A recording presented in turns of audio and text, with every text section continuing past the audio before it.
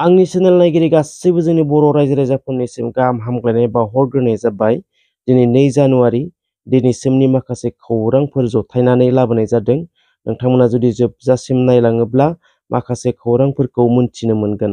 आरो जुदि नोंथांमोना सोरबाफोर आंनि चेनेलाव गोदानहै हाबसनफैदोंब्ला अन्नानै चेनेलखौ साबस्क्राइब खालामना गालांगोन होननानै आङो आसा खालामनाय जाबाय। अब्ला बिब्दिब्ला दिनैनि सेथि आपडेट्सआव दङ। गसाइगाव पुलिसनि बाखनायथाव खामानिखौ जों नुनो मोन्दों। गसाइगाव महकुमानि फावरागुरि पश्चिम दाङाइमारि गामिनि गुदि फरायसालिनि फोरोंगिरि नीलकण्ठ बर्मनहा 7,50,000 रां गोमादोंमोन। मैया 1 जानुवारि गोदान बोसोरनि गोदान सेथि दिनावनो खोनानो मोननाय बायदिब्ला बिथां नीलकण्ठ बर्मनआ 7,50,000 रांखौ गसाइगावनि स्टेट बेंकआव जमा दोननो थांदोंमोन। लोगोसे बिथांनि बिसि आरो गथ'आबो दंफायोमोन होनना बुंदों। गथ'आ खायसो खालामनायनि जाउनाव गथ'खौ लाना बायजोआव ओंखारबोथ'दोंमोन होननानै बुंदों आरो बेयावनो रांनि थफ्लाखौ बावगारलांदों होननानै बुंदों। उनाव बेंकआव थांफिनब्ला रांनि थफ्लाखौ नुनो मोनासै। रांनि थफ्लाखौ मोनैनि थाखाय पुलिसनि सहाय बिथांमोना लायो। उनाव गसाइगाव पुलिसआ बेंकनिफ्रायनो रांखौ दिहुननानै होफिनदों होननानै जोङो खोनानो मोननाय जादों। क'क्राझाराव आरोबाव सासे सिनाय मोनै सुबुंनि गोथै सह बोखांनो हादों। क'क्राझार जिल्ला बिसमुरिनि आउटपस्टनि साखाथिनि राजालामा सेरावनो बोखांनो हादों होननानै मिथिनो मोननाय जादों। मा जाहोननि थाखाय थैदों बेनि जेबो खौरां मोननाय जायाखै।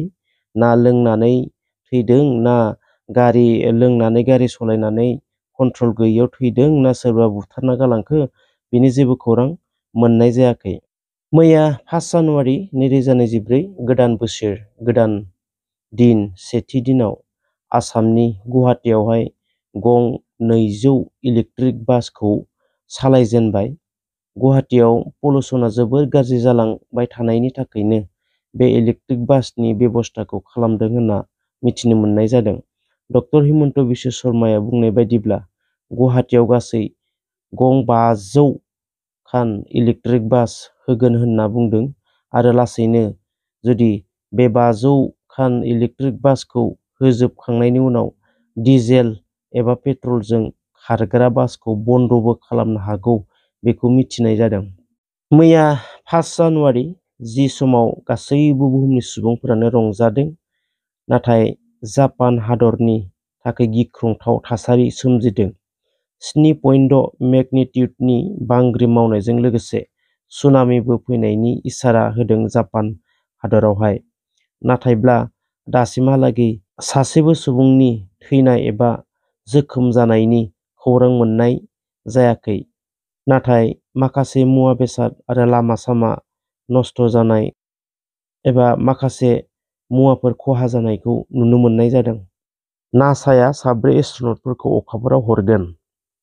अखाफोराव थांनाय बाथ्राया बेयो सेथिबार नङा।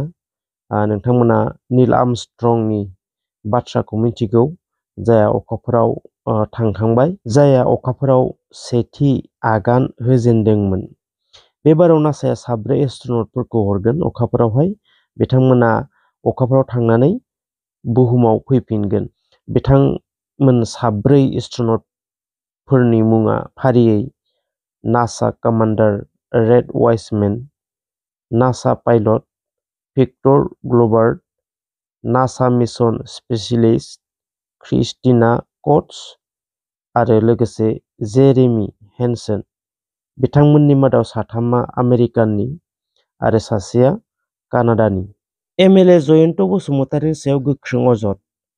सहेन बसुमतारिया गावनि बिसिनि बेराम फाहामथाय होनो अनसुंथाइनि आर'जलाइ हैदोंमोन एमएलए जयन्त बसुमतारिनिसिम।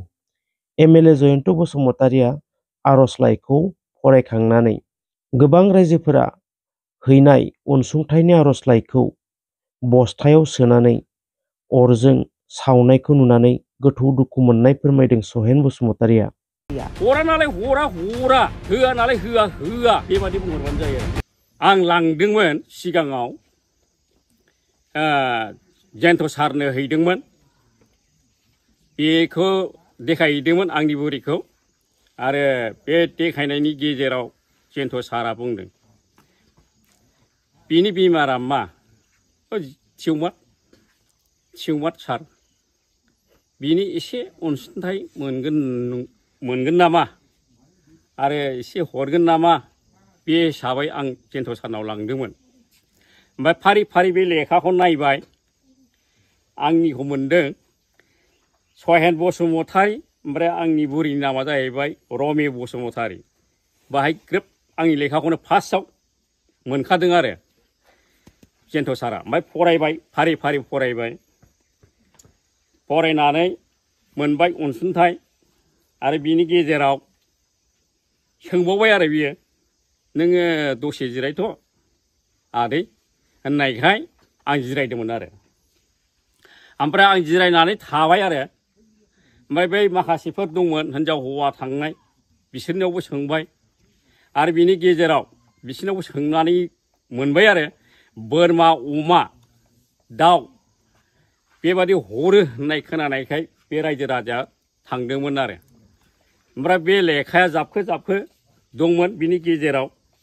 ओमफ्राय बिनि गेजेराव बे लेखाखौ नायजोब्बाय दाना सासे सेंग्रा थेख्लाख्ला दंलाय आरो बे जेन्थ' सारनि खाथियाव। ओमफ्राय दाना बे मा बुंहरबाय मेगन थिफायबाय ओरै खालामबाय लांजोब्बाय आरो बुथुमनानै बस्थायाव सोनानै। दाना बे जेन्थ'नि सारनि फावा मा फाव